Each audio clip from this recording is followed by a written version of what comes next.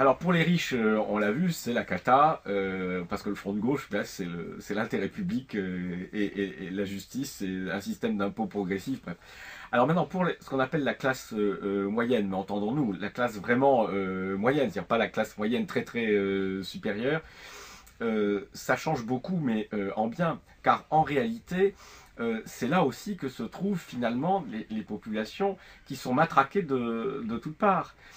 Car à la fois dans le grand détournement fiscal qui consiste à rendre en permanence de l'argent aux très riches, aux très grandes entreprises, mais sans abaisser le taux global de dépenses et de prélèvements obligatoires, eh bien on fait quoi? Eh bien on augmente les taxes indirectes, on augmente les taxes locales, foncières, etc. Et on a finalement reporté la charge de la fiscalité justement sur cette classe moyenne.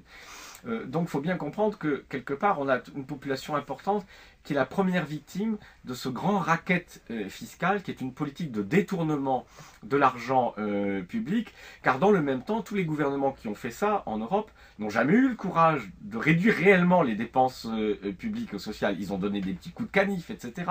Mais politiquement ça ne passait pas.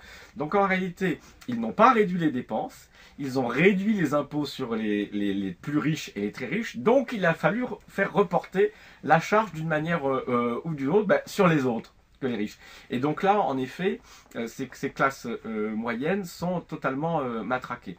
Alors, avec le programme du Front de gauche, et bien justement, elles échapperont enfin à cette injustice fondamentale.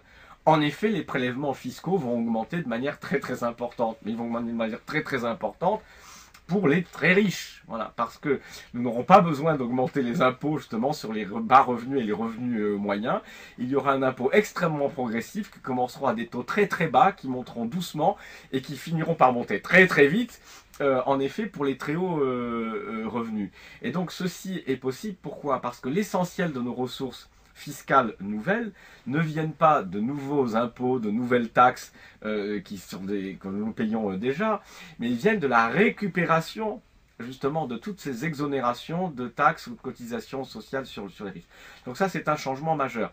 Outre le fait que pour cette classe-là, elle bénéficiera, mais comme toutes les autres, évidemment, de la nouvelle qualité des services publics, du remboursement des dépenses de santé, bien évidemment, de l'accès aux crèches. Il faut y penser. Quand on dit 500 000 crèches, ça veut dire pour toutes les femmes qui travaillent, ce qui est souvent le cas dans les classes moyennes, où il y a 2 personnes qui travaillent. On sait bien la galère que c'est pour les femmes, justement, d'avoir des places en crèche. Donc, c'est tout ça. On a un programme qui améliore réellement la qualité et les conditions de vie de l'ensemble des travailleurs et surtout met fin à ce racket fiscal qui pèse en effet principalement sur ceux qui sont au milieu.